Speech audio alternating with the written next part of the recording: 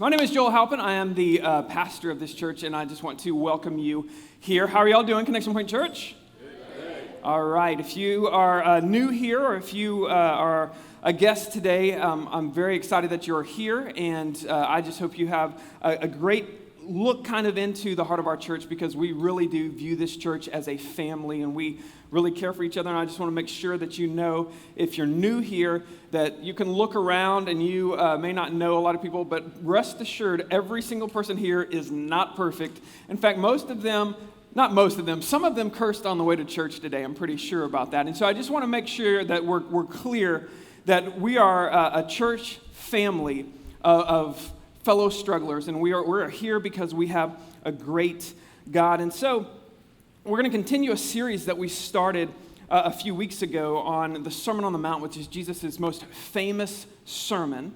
And as I was preparing today, I started before today, actually. I don't know why I said that. As I was preparing for this message, I came across an article this week that really made me start thinking. I saw an article for a man in the past couple of weeks that set the world record for the longest plank. Did y'all see this? Yeah. All right, now don't give it away if you saw this story, okay? Right now, I want you to tell the person next to you, you know what a plank is. It's when you put your elbows and your toes to the ground and you just hold that position and it works your whole body. Tell the person next to you, just guess how long do you think your record would be for a plank. How long could you plank if we had a plank contest right now? Tell the person next to you, okay?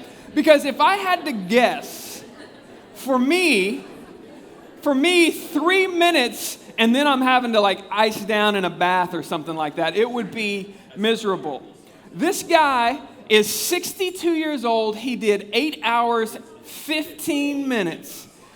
8 hours, and I saw that and I thought, that's the most insane thing I've ever seen. And I love, I was the kid that at the book fair every year, I bought the newest edition of the Guinness Book of World Records every year, because I wanted to know if somebody was fatter than those two fat twins on the bike. I wanted to know if the tallest man was a new one or who the new old person was. I wanted to know it all, okay?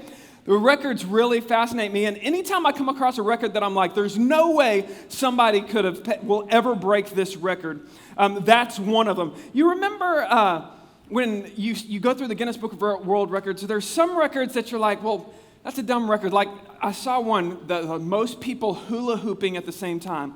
To me, records like that, that's not really impressive to me, because you don't come across people just, nobody hula hoops, and let alone, you have to kind of gather that. It's kind of manufactured. But planking, people plank every day. People try that every day. There are sports records that I think will never be broken. UCLA won 88 games in a row. That's a record I hear that one, and I'm like, that will never be broken. When I think of a 100-point game that Wilt Chamberlain had, I'm like, that record will never be broken. So it got me to thinking, do I have any records that would be impressive? And when I started thinking, I was like, there's some things that I've done, there's some things that some of you have done, that when other people hear about it, you'd be like, that's a pretty impressive record. I'll tell you that two of mine that came as I was thinking about my personal records of things I've done. And I want you to think about some of the records of things that would be pretty good. Last year, I read 62 books. I thought, that's pretty good, 62 books. That's a personal record for me. I will tell you, I don't know that I'm actually going to approach that again, okay? In 2013, I fasted without food for 40 days, okay? Some of y'all were in the church at that time. And I also got down to 180 pounds, which, let's be honest, that ain't going to happen again. And so I was thinking, so those are two things that I've done that those are personal records I will probably never come close to. And sometimes I hear about y'all, like my brother, he runs 6 or 7 miles a day, and I hear that and I'm like, oh, running. How many of y'all, has anyone in here ever run a marathon? Anyone ever run a marathon? Raise your hand. I want to know if anyone's run a marathon in here. Okay, a half, we'll take a half, okay? That's more than I think that's about where I've gotten before. That's impressive. 13 miles is impressive. My brother has a guy that works with him that runs ultra marathons, and he runs 100-mile marathons. And I think of that, and I'm like, that's just insane. Why would anyone do that? How can anyone do that? Personal records are impressive because you just kind of get to the point where you know, I'll never be able to do that. Now, the reason I was thinking about that for this sermon is because I want you to think about some of your spiritual records. You ever think about your holiness records?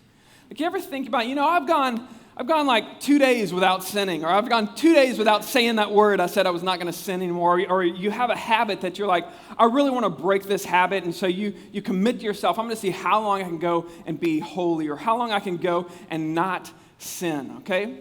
Now I want you to think about that. I'm not going to make anyone confess in here, okay? But on average, how long would you say that your holiness records, whenever you try to go a record, how long would you say, ballpark it, how many of y'all think, maybe a week, okay? Oh, y'all aren't going to play along with this, huh? We got serious, huh? We're not playing along anymore, okay, I got it. We'll go hypothetical then, okay? For me, usually it's about a week, 2 weeks at the beginning of the year. Maybe we'll get into a month or so. But when I think about holiness, like, how long can I say, I'm not going to sin at all, I'm going to do nothing, I'm not going to think bad thoughts, I'm not going to honk and think words. Some of y'all say the words to the people that cut you off. I'm going to be perfect. I want you to think, you know, it is hard to just go one day being perfect. Sometimes it's hard just to get to work and be perfect.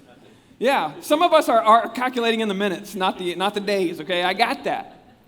Now, that's why I think this is so important. You see, when Jesus, as we go through this Sermon on the Mount, you need to understand that Jesus is doing something here that should alarm all of us, that should kind of give us insight into or give insight into how far away we are from where God is calling us to be.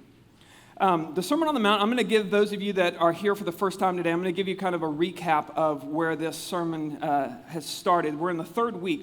The first week we simply said that we went through, Jesus said to his disciples, and he's only talking to his disciples. That is, he's only talking to people who have made the decision to follow him. And so, even in this room, there are some people in this room that are just here checking it out. That's great. There are some people in here that are kind of nominal and you are kind of apathetic, but hey, we got you on a good Sunday. Hey, I understand that. And then there are some that are all in, and every day it's, hey, I love Jesus. I'm following Jesus. Understand that the Sermon on the Mount is geared towards those that are all in. He's talking specifically to his 12 disciples and to any other disciples that are following him around, that have changed their entire life to follow him. And so if you're not in that category, I want it to be a glimpse into what a true follower of Jesus should look like, okay? And it's fine because there were other people at this sermon. There were probably hundreds or even thousands of people listening to this particular sermon, but only about anywhere from 12 to maybe 70 or 80 were actually followers that were all in, okay? And so when he's giving this, he's giving a sermon to the people that are all in. And so from the outside, you might hear this and think, this sounds crazy. How could anyone do this? So the first thing he says to them, the very first thing he says is, listen, to you that are all in, I want to let you know you are the light. To you that are all in and that are following me and have given your life to me, you are going to be the light of the world. He said, you are the salt of the earth. You're the ones that are going to give flavor and to really show the world that's living in darkness or maybe trying to seek God and can't see him. You're going to be the light. You're going to be the ones that reveal it. And that's the first real message he gives to them. And then last week we said the first way that we're going to show light, what he said was he went and he said, I have not come to abolish the law, but to fulfill it. That's what he said last week. So to his disciples who were Jewish people who followed the Old Testament law, he said to those people, I just want to make sure that you're clear. We're still, if you're following me, you're going to obey the whole law, but you're not going to obey it the way you've been obeying it. You're going to obey it as if somebody has fulfilled it because I have come to fulfill it. And last week we said fulfill does not mean to end. Fulfill means to fill full. That means he completely filled it up. There's the gap between you and God, and every time you come up short, we said last week that Jesus filled that gap with grace, okay? And so that's the foundation of what we're talking about today, is he's already said, and it's important, he's already said, hey, if you're all in, if you're the ones that are going to have to live this out, you're going to be the light. But I want to let you know that you don't do this with guilt. You don't do this. You don't follow me with, I'm not good enough. You admit to yourself, I'm not good enough. And I just want to let you know, any consequences to you being a bad person, to you not being good enough, I have fulfilled that law. I have paid your penalty, is what Jesus said. And so as he moves in today, he's going to get into the teachings, really, some of the moral teachings, and it is going to be shocking to all who hear it. Whether you are far from God or close to God, when you hear his actual bar he sets for how good you have to be, it is shocking and it is convicting, okay? And so he says in verse 20, and today I'm gonna just go through one example. There are actually 6 examples that are given. I'm only gonna do one, and I'm gonna show you kind of how to read this one, hoping that this week, as you read all 6 of them as your homework, you will be able to kind of apply them, okay? So I wanna just read verse 20 in Matthew chapter 5, and by the way, you can get on your phones at connectionpoint.life, and you can click on the sermon card, and you can find the sermon notes if you want to follow along on your phone. Or if you have an old school Bible. Look, I brought the big Bible today. It'll be on the screens as well. Matthew chapter 5, verse 20, but I'm also going to read verse 48, and this is kind of the bookend verses, okay, of the passage we're going to look at today. Matthew chapter 20 says this, "For I tell you, unless your righteousness exceeds that of the scribes and Pharisees, you will never enter the kingdom of heaven." This would be the same to us if I said, now I tell you, if you, unless you are better than Billy Graham and Mother Teresa combined, you will never enter. Unless you're better than your grandma who never did a thing wrong, you will never enter the kingdom of heaven. That's basically what he has just said. The scribes and Pharisees obeyed the entire law. They did. That was their job. They obeyed the entire Old Testament law. And if that's not enough for you, go to 48 because I want to see where this builds to. In verse 48 it says this, "You therefore must be perfect as your heavenly Father is perfect." And so as Jesus is giving this sermon and the followers are there because they want to know what this teaching, what it's like to follow Jesus. What is that going to be like? And he says, first off, if you're going to follow me, you're going to be the ones that carry this message. You got to live this out. You got to be the light. You're going to be the ones that take this to the entire world. And I want to give you good news. You're not going to do it in guilt because every time you fall short, I have fulfilled this law for you. But let's make sure we understand the law. Be perfect. Be perfect. Not one thing wrong. Be perfect. That's the standard. To which all of those who have been trying to follow God our entire life say, dang it. And to which those that have never tried look at it and say, well, I'm not even. In fact, you would kind of tiptoe out of church if that's the kind of there you go, chance is gone. See? I don't blame them at all because that's exactly how we would respond. And so I want to go through, he's going to give 6 examples of the Old Testament law, and he's going to show the Old Testament law, and he's going to interpret it in a way you've probably never heard it interpreted. And so I want to real quick give you an understanding of how to interpret the law, because most of us, if you've been to church or if you grow up knowing about church or about the Old Testament, most of us, I believe, do not understand really the Old Testament. I preached on this last year, and so I encourage you to go back. I preached on how to interpret the Old Testament law. But just to remind us, the series I did last year was called You Lost Me at Leviticus, if you want to go back and listen to that series on our website. Now, here's how you interpret the Old Testament law. You interpret it the exact opposite way that we interpret law today. Now, there are 2 ways you can interpret a law. You can do the spirit of the law, or you can do the letter of the law. Here, now, this day and age, we do the letter of the law, right? And we all understand that. In fact, that's why we have so many loopholes. That's why when somebody says, hey, put that, when you're a kid and your mom says, hey, put that thing on the table, and you'll look forever, or don't take a cookie, let's say, out of the cookie jar. You'll say, okay, and you might convince your brother to take the cookie out, right? Because she said you, and you'll try to get around it in loopholes, okay? That's the way we think about the law, the letter of the law. Well, what did they exactly say? The speed limit says 65, so if I go 65 and a half, did I break it? I don't know, right? Now, in the Old Testament, they looked at the spirit of the law. And they looked at, well, why is there a speed limit? Why is there a speed limit? It's to keep us safe, right? And so if the spirit of that law is, hey, keep up with the flow of traffic, don't go 160, but don't go 6, you know what I mean? It's kind of a median of a spirit of the law. If you've ever had a cop pull you over and then say, you know what, you're going a little fast, just slow down. That's the spirit of the law. He understands you broke the law, but he's going to go by the spirit of the law. And the thing about the spirit of the law is it's much more open to align the heart of the lawmaker. What I mean is this. Let's say we all had the experience when we were kids where your mother would say, hey, before you go out and play, you need to pick up those shirts off your floor, right?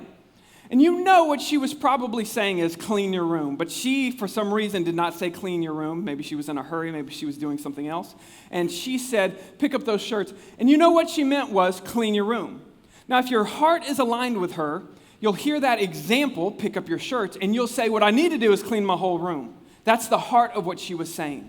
So the heart opens it up. When you align your heart with the spirit of the law, all of a sudden you look at the lawgiver and you say, hey, I'm going to try to fulfill it as best as what they intended. I'm not going to try to find the loophole to get around this. There's a big difference when you're trying to fulfill the spirit of the law than the letter of the law. I'll give you an example from the Old Testament just to be clear. Deuteronomy 22:10 says, do not plow your donkey and your ox together. Now, this is the reason that most of us look at the Old Testament and be like, that's not why I don't read the Old Testament. It doesn't apply to me because I've never plowed my ox and my donkey together. In fact, I've never come close to doing that.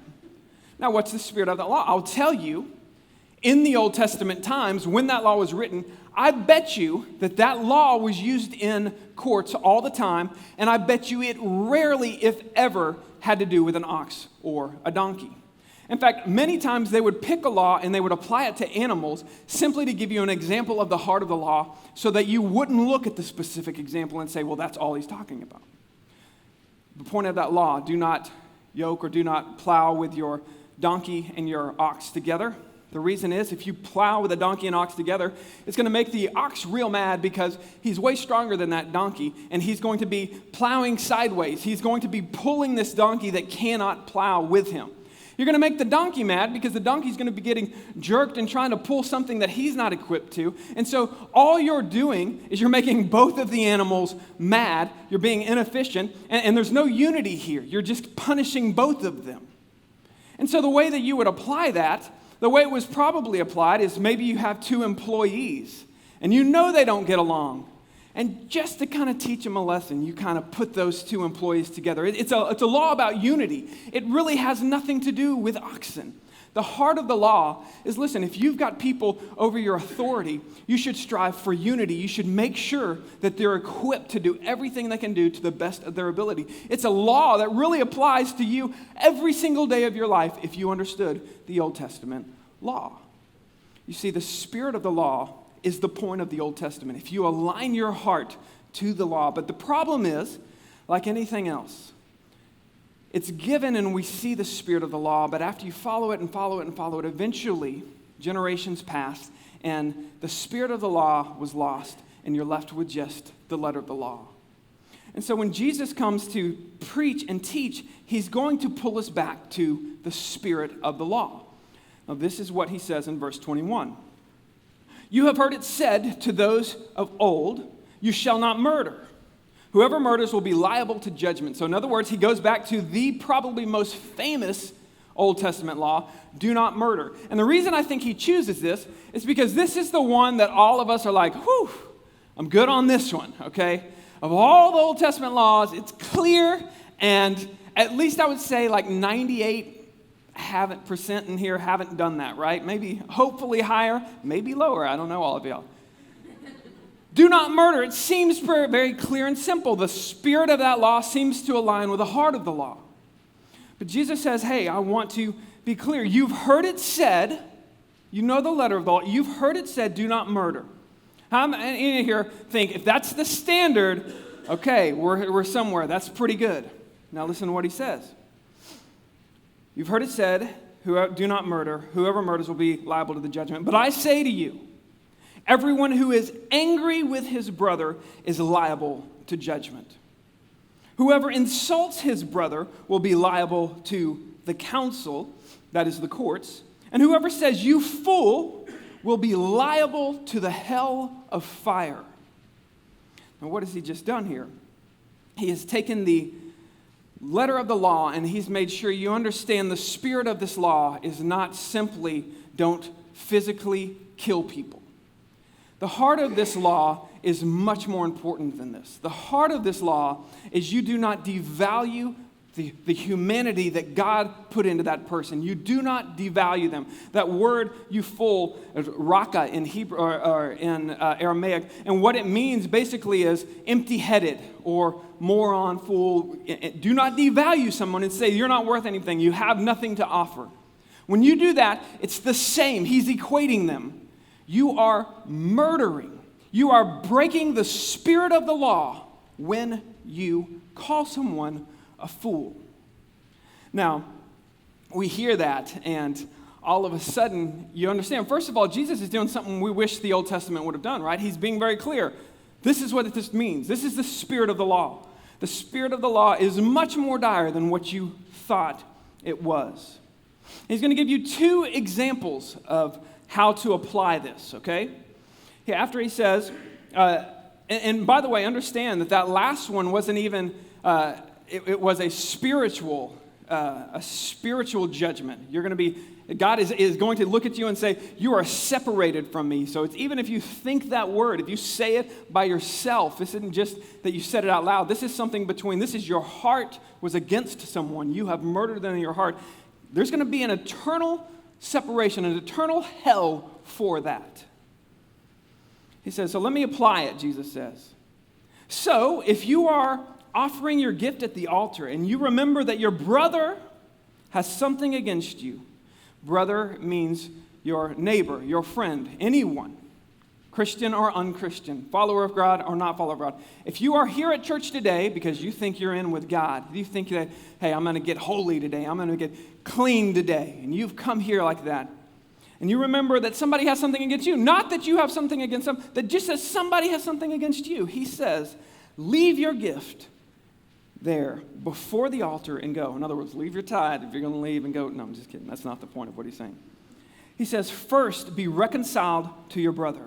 Then come and offer your gift. He says, listen, if you want to be before a holy God, you're not going to, first of all, understand the way you live out your faith in the kingdom that Jesus is bringing forth is that you love your brothers. Your love for your fellow man is how you show your love for God. The way I would say it like this is your relationship with God is only as strong as your weakest relationship with people. Now, I want you to think about that right now. If you have somebody right now in your life that you have enmity, you have strife, you have anything between you, Jesus says, listen, before you even think about worshiping God or bringing an offering and saying your thanks to God, you are murdering someone in your heart right now. And you need to understand, your relationship with God is only as strong as your weakest relationship with people. So think about your weakest relationship. If you want an action point of this sermon, there it is. Some of us have reconciliation to do. And the next thing he says, it says, okay, that's your Sunday morning application. What about during the rest of the week? Come to terms quickly with your accuser while you are going with him to court, lest your accuser hand you over to the judge and the judge to the guard, and you be put in prison. Truly I say to you, you will never get out until you have paid the last penny. So he says, listen, some of us live our life, even as Christians, as Christ followers, saying, you know what? That person doesn't deserve it. I'm mad at that person. And we don't walk around with forgiveness. We walk around thinking, that person does, I wish they'd get. And what Jesus says is, listen, if you want justice, if that's how you're going to live your life, if you want justice, be careful. You just might get it. You might get justice on earth the way you wanted it. But there will come a day when the next life, when you get justice as well, and you do not want that. A Christ follower should never live his life seeking, hey, I'm going to make sure that I get mine, because you just might get it. Listen, you hear this and it waits, but we got to go back into the context. Jesus is saying this has already been fulfilled. This is saying be perfect, but he's saying I've already been perfect for you. That's what we talked about last week. But I want to be clear that when we talk about holiness, when we talk about this, that Jesus is doing something with these laws. He's showing you that there is a gap that is insurmountable. There is a gap that will never be crossed, no matter how holy you think you are. He is saying, listen, you thought the standard was here. You thought it was do not murder. I'm telling you, it is do not think badly about anyone. That's the standard of the holiness of God is so high, you'll never reach it. And it doesn't matter if you're down here or if you're here, you are so far, you'll never reach it. But in this gap, he says, I've fulfilled the law. I have fulfilled it. I have filled myself full so that there is hope in the gap for us in Christ. When we're following him, he will fill it. But this should show you as he goes on, and I'm going to tell you the topics that he goes. For that one was on murder or anger. The next thing he's going to talk about is lust. And he's basically going to say, you heard don't commit adultery. He's going to say, don't even think lustful thoughts. The next thing he's going to talk about divorce. And then he's going to talk about oaths. You've heard it said, don't swear on this or that. He's going to say, I say, you simply say yes, and you never try to qualify it at all. Retaliation, he's going to say, you've heard, don't do this thing, an eye for an eye, that you can get justice this way. He's saying, I'm telling you, if somebody hits you on one cheek, turn to them the other cheek. In other words, you thought you were good, but you're nowhere near the holiness of God. And if none of those resonate with you, the last one he says, is you've heard it said, love your friends and hate your enemies. I tell you, love your enemies. To which all of us are like, dang it. Because that's the simplest command in the Bible, I think, love your enemies. That's also the most difficult command that has ever been given. Love your enemies. But here's the point.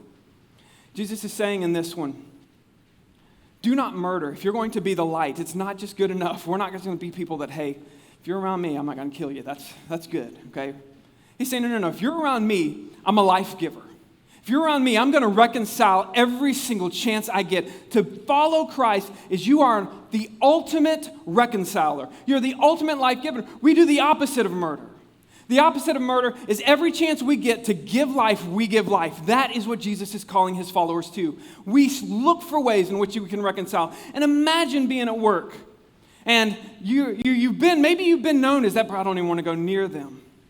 But instead, you think, you know what, my relationship with God is only as strong as my weakest relationship. I'm going to go into work, and I'm going to build these people up. I'm going to love them. I'm going to take this to a new level. I'm going to let them see light. I'm going to let them see life. I'm going to let them see what it looks like when I know I'm not good enough. But Christ has made me holy. He has fulfilled the law on my behalf, and I'm going to live my life after this. We are the light of the world, he said. Now, I just want to get personal on why I think it's important that we in this church, and I can only control this church, but in this church, we have to get better at being the light, at being reconcilers, at being known. If you're in this church, if you're sitting in our teaching, you need to be known as the ultimate reconciler, and right now we are not doing a good job of this. The church as a whole is not doing a good job of being known as reconcilers. And so I want to just point us to this reconcilers, this unity, finding unity among all of us who are all sinners in this room. From here to there, every one of us in here, we have common ground, every single one of us. We fell short this week. But yet there are still some of us spiritually who will say things, those people. And we point to certain sins, whether it's homosexuality, whether it's murderers, whether it's somebody who has done something that you think is, that's them. Or maybe you think it's just arrogance. Those people, that pride. And we have a tendency to separate ourselves and to point to other people and say those. And so I want to give us new language today. Whenever we talk about other people who struggle with sins, I want to change our language to those of us who struggle with. And so if your sin is different than my sin, it's the same language. Those of us who struggle with pride, those of us who struggle with jealousy, those of us who struggle with greed, those of us who struggle with, and kind of group ourselves in commonality of, listen, we're all strugglers here. My job as light is not to say, hey, I struggle less or different than you. It's instead to say, hey, I found someone who can fill in the gap for me. Now, it's funny because when I talk about sin, we're like, okay, that makes sense. I could do that. But let's talk politics for a second here. Because when we talk politics, all of a sudden, for some reason, the attitude even changes more. It changes. For some reason, in the last few years, politics is more dire than sin. And Christians have jumped in the middle of it rather than becoming known as the reconcilers. And it's frustrating to me. And I have strong opinions. But I want to let you know, we've got to change our language as Christians. I think we are in the midst of where we are because the church needs to step up and be the church. We need to reconcile in a way that people haven't seen reconciled in this message. So let me try this. Let's apply this way. Some of us murder every single day in our thoughts and our language. Some of us do it anonymously on social media. Some of us do it right out in the open. Pridefully on social media. Murdering people in our hearts, slandering them. So we're going to try new language in this group. I want you to think, and I don't want you to admit to anything, but I want you to get whatever, because we're going to practice this on both sides, whatever group you're part of, whatever party you like, whatever candidate you're like, I want you to think of that other candidate. So if you're a never Trumper, I want you to get Trump's head in your mind, okay? If you're a never Bernier, if that's something, or never Bidener, whatever, I want you to get them in your mind. And I want you to use this language. Those of us who voted for Trump, those of us who voted for, or who would vote for Bernie. And I want you to begin using language of, it's not them, it's those of us. We're all Americans, we're all in this together. Those of us who voted, Trump, if you voted for Trump, you are not the enemy. You're just those of us who voted for Trump. And I'm not going to slander. If you're the I hate Bernie camp or whatever you are, those of us, I want you to say this when you talk politics, those of us that voted for, or that are thinking about voting for Bernie. And I want you to use that. And I know for some reason, even in the church, the idea of reconciling politics for some reason has gotten so hard, but we don't take this serious. You've got to understand, Jesus is using exaggeration here. He is. But he's also being literal. You need to be striving for holiness. You need to be striving for reconciliation like you have never strived before. Because you are a sinner. And the gap, you have murdered this week is what Jesus is saying. And if you're going to follow me, you have to be perfect as your Father in heaven is perfect. And only He can make that happen. Only He can fulfill that law. And if you're going to live under His law where He fulfilled it for you, where He forgave you, where He paid the penalty, if you're going to live under His law, you're going to live as a reconciler. You're going to live as someone who sees division and says, listen, let's come together and let's point them to Christ. And here's why this matters. First of all, I want you to think about how your life would change if you live this out. If you simply said, this week, I am not going to murder anyone in my heart. I am going to actively group myself with every single person that I see that's sinning or doing something that I think is wrong. I'm going to group myself in and I'm going to simply say, I know someone that can bring us out of this. I know someone that can forgive us. I know a Savior who said He did not come to abolish the law, but to fulfill it. And I'm going to point myself to Christ, just like I hopefully will point them to Christ. But the second reason I want us to think, I think that would change your life. I think you'd probably get a raise in a year if you were that guy. Man, every time they're around, that's the person that always brings us together. I think your life's going to be better if you just follow Jesus' advice. But I want you to think about it this way. Jesus has made a bold claim here. Every single person that has ever lived is a sinner that is separated from God. And the only way it will ever get filled, He says, is Him. He says He is the only one. Later on, He'll say, I'm the way, the truth, and the life. No one comes to the Father except through me. And we sometimes say that's too exclusive for me. Understand, Jesus' invitation is, listen, I've got some people and they're the light and they're inviting everybody in. Everybody. I will forgive everyone, but you've got to come to me. You've got to humble yourself and say, I cannot do this alone. I don't want to stand before God on my own. I need a Savior. And that's what Jesus says He is.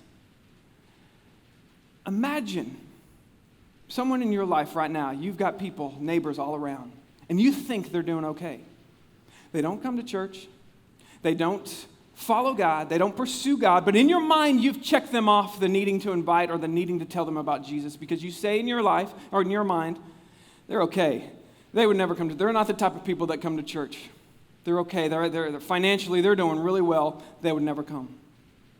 But I want you to understand, every single person you know is, according to the words of Jesus, not mine, has a gap between the holiness of God and their own righteousness. Every single person you know is, as Jesus says, in danger of the fire of hell. And we don't know what that means, the fire of hell exactly. We know it's probably not literal, but we certainly know he is saying you will be eternally separated from God. And every single person you know that you have checked in your mind, they're okay, I don't need to talk to them, it's not a big deal. I want to let you know. Jesus is saying you are called to be the light to them. That's why in this church, we've made we've been pointing to a new kind of direction. We spent 10 years of this church. We just had our 10th anniversary. We spent 10 years building this church into a family, a place where we can grow as a family and we can become more like Christ as best we can, and we can care for one another and do all those things. But the future of this church is being a light to the world. We have got to turn outward. We have got to see every single person needs to know the holiness of Christ. They need to quit trying to think, I'm okay, I haven't murdered today. And they need to understand there is a righteousness that we can never attain, but somebody did it for us. And the most loving thing we can do, the most fruitful thing you can do in your life is to be a reconciler.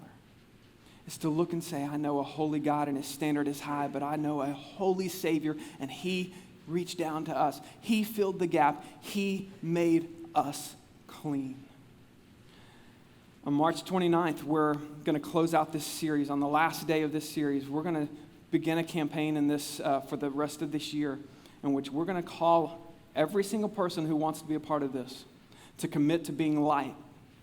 And we're going to ask you, who's the one person? And we're not going to say, hey, you have to save your whole city.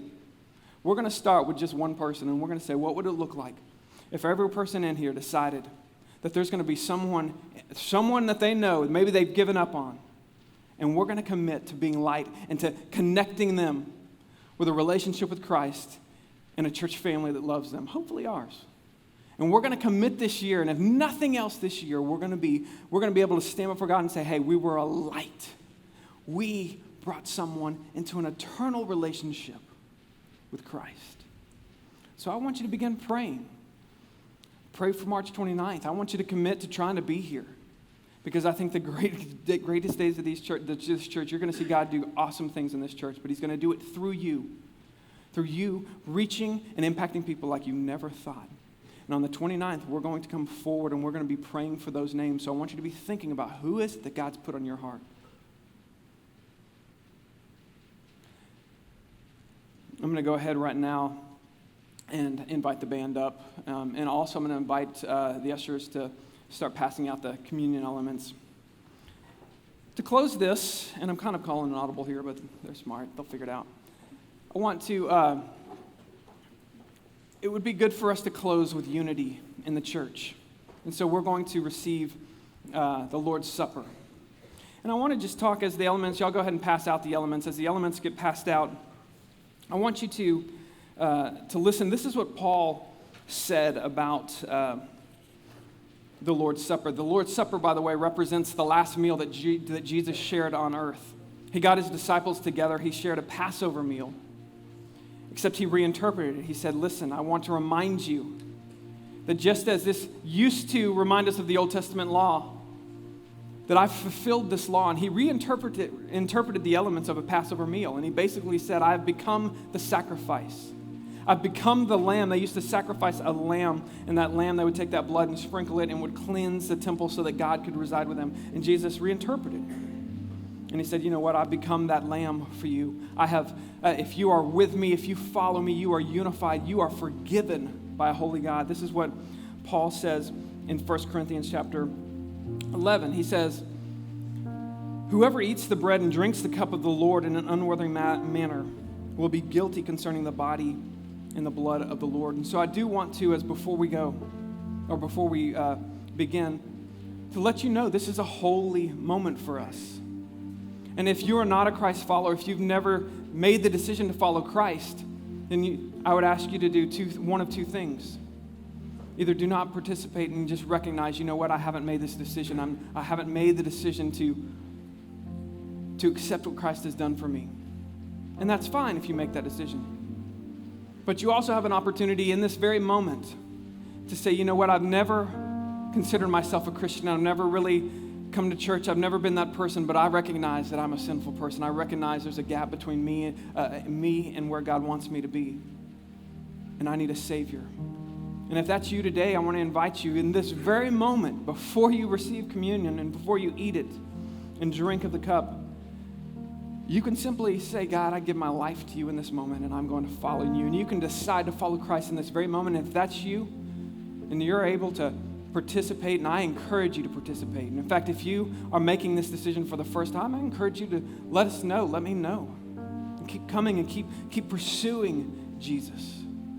Because there's nothing better in this world than to know that it doesn't matter if your holiness record, personal record, has only lasted a day. The only thing that matters is that you have 100% been cleared. You know that from eternity past to eternity future, when you are in Christ, you are righteous before God. He has made you clean. There is no record you have to achieve, because He has already done everything that needs to be done for you.